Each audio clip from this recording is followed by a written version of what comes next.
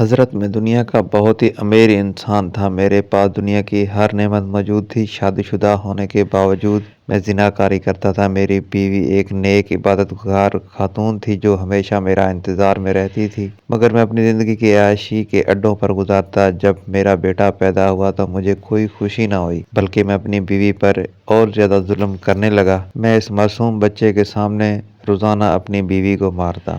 ایک رات میں ایک عورت کو لے کر گھر آیا اور اپنی بیوی سے کہا، ہم دونوں کے لیے کھانا تیار کرو۔ میری بیوی اس وقت نماز پڑھ رہی تھی۔ میں نے اسے نماز کے دوران ہی مجبور کرنا شروع کیا کہ وہ ہمیں کھانا دے۔ وہ اپنے رب کے حضور کے سجدے میں تھی، لیکن اس کی کوئی پرواہ میں نے نہیں کی اور بغیر پرواہ کیے بغیر اس پر چلاتا رہا۔ غصے میں آ کر میں نے اسے زبردستی دھکا دیا اور وہ زمین پر گر گئی، لیکن سجدے کی حالت میں پڑی رہی۔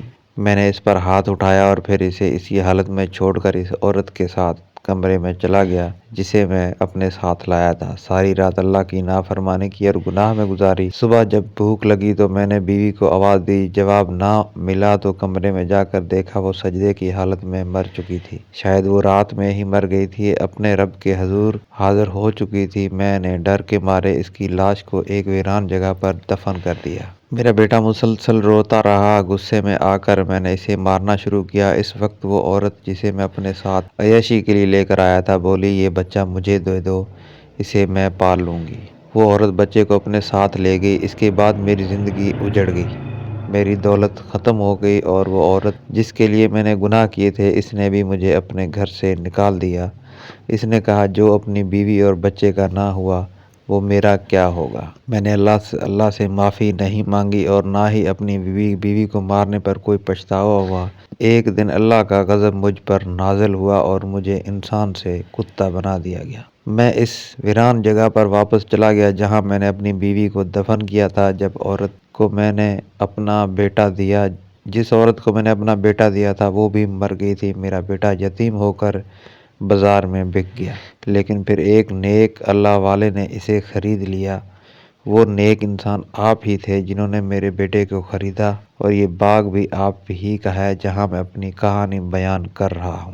اور یہ جس باغ میں کام کر رہا ہے یہ میرا بیٹا ہے۔ اپنی ماں کی طرح بہت ہی سخی ہے اور خود تو بھوکا رہ سکتا ہے اور مجھے کھانا کھلا دیتا ہے۔ جب ان اللہ والے نے اس کتے کی یہ تمام باتیں سنی تو اللہ والے نے اپنے غلام سے کہا، تم نے مجھ سے کہا تھا کہ اس کتے نے تم پر ایک نیکی کی تھی۔ تم مجھے آج یہ بتاؤ کہ ایسی کون سی نیکی کی جو تم نے خود کو بھوکا رہ لیتے ہو لیکن اپنے حصے کا سارا کھانا اسے کھلا دیتے ہو۔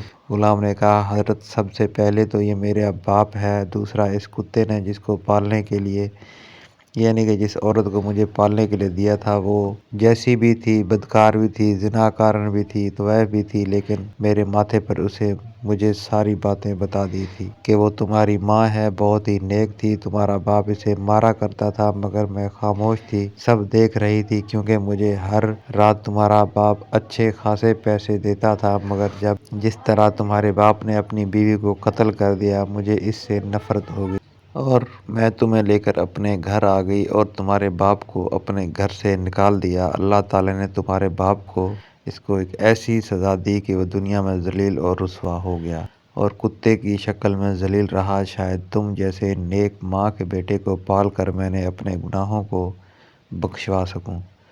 اور وہ آخری وقت بھی مجھ سے یہی کہتی رہی، بیٹا سخی بننا، کسی کو تکلیف نہ دینا، بس یہی وجہ میں نے اپنے باپ کا ایک احسان مانتا ہوں۔ یہ سارا واقعہ سن کر اللہ والے کی آنکھوں میں آنسو آ گئے اور کہنے لگے، تمہارے باپ نے تمہاری ماں کے ساتھ اتنا زیادتی کی ہے کہ اس پر بہت ظلم کرتا رہا اور آج تم بھوکا رہ کر بھی کھانا کھلا دیتے ہو۔ تم جیسا سخی انسان میں نے آج تک نہیں دیکھا۔ اس پورے علاقے میں لوگ مجھے کہتے تھے کہ آپ جیسا سخی انسان ہم نے نہیں دیکھا، تو میں اس بات پر غرور نہیں کرتا، لیکن آج میں یہ کہتا ہوں کہ تم جیسا انسان میں نے آج تک نہیں دیکھا اور تم اپنی ایمانداری سے میرا دل جیت لیا ہے۔ اللہ پاک تمہارے باپ پر رحم کرے اور اس کو معاف کرے۔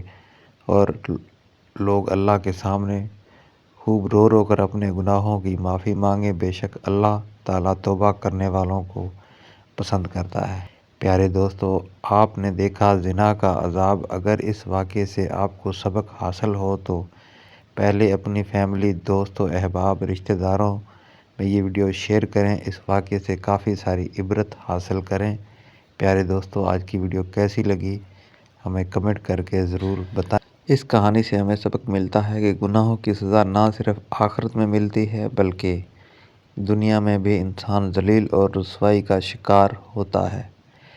ہمیں چاہیے ہمیشہ اچھے اعمال کریں، دوسروں کے ساتھ بھلائی کریں اور اللہ سے معافی مانگتے رہیں، کیونکہ اللہ توبہ کرنے والوں کے ساتھ کو پسند کرتا ہے۔